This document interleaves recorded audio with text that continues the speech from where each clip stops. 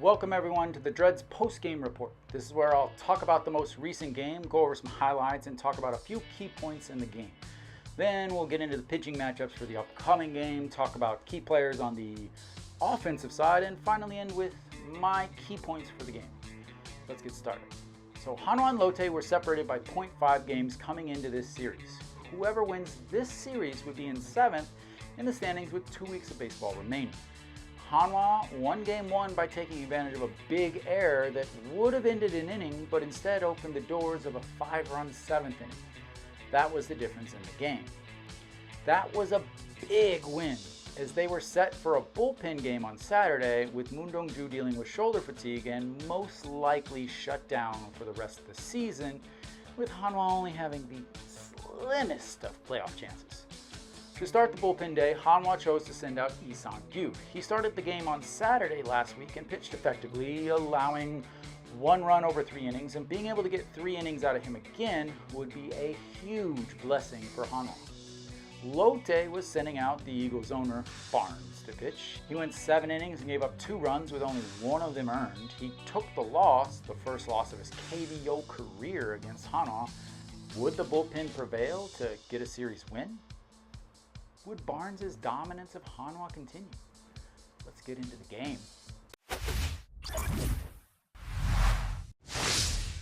Hanwha was able to put together a few hits from the lefties, but the money on the team wasn't able to come through and left a pair on base. Well, the answer to the first question was answered here. After a leadoff homer, a double, an RBI single, a 2-run homer, a single, the starter's day was done. Hanwha was able to put some runs on the board in the 3rd to make it close again after a double, single, walk, and another single got them 2 runs. In the bottom of the 4th, the game started to get out of hand. A single, an infield single, an error, a single, a walk, a single, and another double led to 6 runs. But Hanwha didn't roll over. They stayed and fought hard to try and come back, with Kwon Kwang-min leading the way each time. A single, double, and another single led to 3 more runs. Lotte would get 2 of them back after they led off the inning with a walk, triple, and sacrifice fly to center. More timely hitting from the bench players, once again led by a double and an error off the bat of Kwon Kwang-min. 3 straight singles that loaded the bases, and then Moon Hyun-bin coming through with a huge bases clearing double to make it 9-12. Lotte just decided to bring in the closer and the hair that comes with it to go for a 5-out save. He gave up a single to Kim In-won and then got Yuro Gyul to bounce into an inning-ending double play. More on this play later. Hanwha went down without a fight in the 9th as they went 1-2-3 to end the game. Some key takeaways from this game. Hanwha was once again unable to hit well against a left-handed starter, as they have struggled all year in these games. The everyday starters are the issue here, not the bench guys, not the support guys. Hanwha's lineup consists of more righties than most lineups, yet they can't get the wins against lefties. Why is that?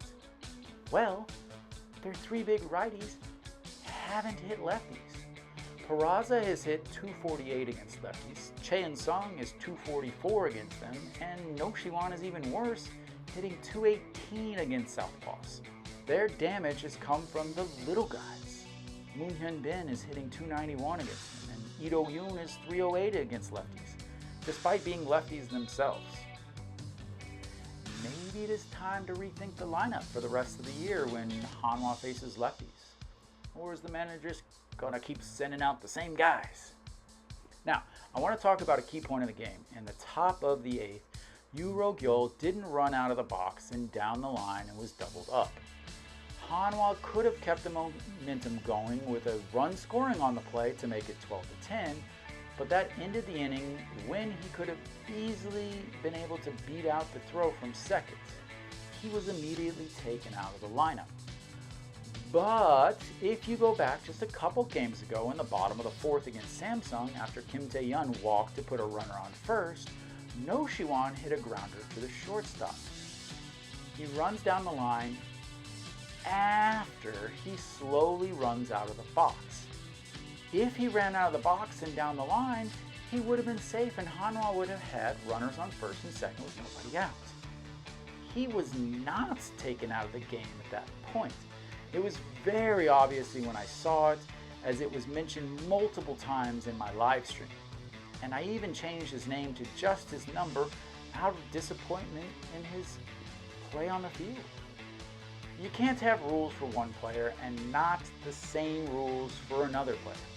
You have a manager playing guys because they are certain players, even though they aren't performing. And you have the same manager that doesn't require all the players to put forth the same amount of effort on the base pass. That's not a good scenario for a team, especially one full of younger players that need leadership as much as they need coaching and development. As far as the positives from this game, there were a lot. Hanwha strung together multiple hits and were able to score without the help of the homer or an error, something they haven't been able to do for a while. Moon Hyun-bin showed why he has the nickname Mr. Clutch in my stream, and Kwang Kwang-min continues to hit further, amplifying the questions of why was he batting in the 9th spot, and why he isn't seeing more playing time in the outfield or at first base. Kim Ki-jung, Wang Jun-seo, and the professor Jang Min-jae pitched well out of the bullpen, and the reason why the game remained close. All three pitched more than an inning, only giving up 1 run total. So enough about the past, let's get into the future. The game that many people have been waiting for. Hanwha will send out Daejeon Jesus to face Busan Jesus. Add in that the game is on Sunday, and it could be the greatest day of baseball ever. Weiss will be on the mound for Hanwha, coming off a loss where he went 6 innings and allowed 2 runs. He continues to be what I think is the best pitcher in the KBO. He has an ERA of 3.03 on the season and 85 strikeouts in only 77.1 innings. He had an ERA of 2.30 in 5 games in August and has been even better in September with an ERA of 1.98 in 2 games. Unfortunately, he is also 3-3 in those games, and I'll explain that in a bit.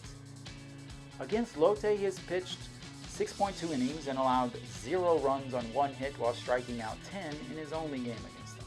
Wilkerson will be on the mound for Lotte. He has struggled against Hanwha in the season, though, going 2-1 in his 4 starts with an ERA of 4.94. He did get a win in his last start against Hanwha, as many of you remember the game that should have never been played, that went past midnight, ended in a 14-11 Lotte win after Wilkerson went 5 innings and gave up 3 runs after waiting out the hour-long plus rain delay. Key players for this game, besides the pitchers. For Hanwha, Peraza and Moon Hyun-bin. Peraza is hitting .400 against Lotte in 13 games. Not only is his .400 batting average against Lotte his highest against any team, he also has more RBIs against them. His .534 on-base percentage and .667 slugging are more than 100 points higher than they are against any other team. Moon Hyun-bin has went 4 for 5 and had 5 RBIs in the last game while getting the start at third. In the slop fest back on the 29th of August, he also went 2 for 3 with 4 RBIs. With Wang Young-mook getting hit in the head on the pitch from Barnes, keeping him out of the game and putting Moon Hyun-bin at second would be a smart coaching move. Lotte's key players for this game are their foreign bat Reyes. He has gone 4-9 in this series after struggling in the last series against them. He is a switch hitter that is chasing 200 hits and is only 16 away from 12 with 12 games left to go for Lotte. Son Ho Young is another player to watch for Lotte. He has gone 4-9 in this series and has seen his average against Hanwha drop. Coming into the series, he was hitting .650 against Hanwha, and now it has dropped down to just .586. He's having a breakout year at third in his first season in Busan after 4 seasons with LG. He is a big part of why Lotte is still playing for that 5th and final playoff spot instead of making golfing reservations for November like previous years. Other keys to the game. The first is going to be defense. Both teams have played very typical defense for non-playoff teams. Errors have led to big innings in both games. There have been 6 errors already in this series and way more that would have been ruled an error in any other league. Each team has 3 errors each, and surprisingly, the winning team of each game had more errors. But please don't tell Hanwha that making errors wins games, because they will just bunt and then make errors and expect to win. The second is going to be scoring runs for Weiss. Despite the ERA of just over 2 for the last 2 months, he hasn't gotten hardly any run support. When he has gotten it, has been before he ever took the mound.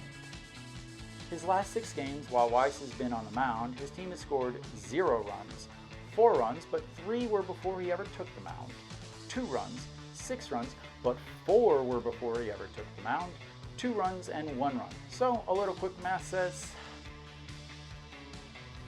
Hanwha can't score runs once Weiss takes the mound.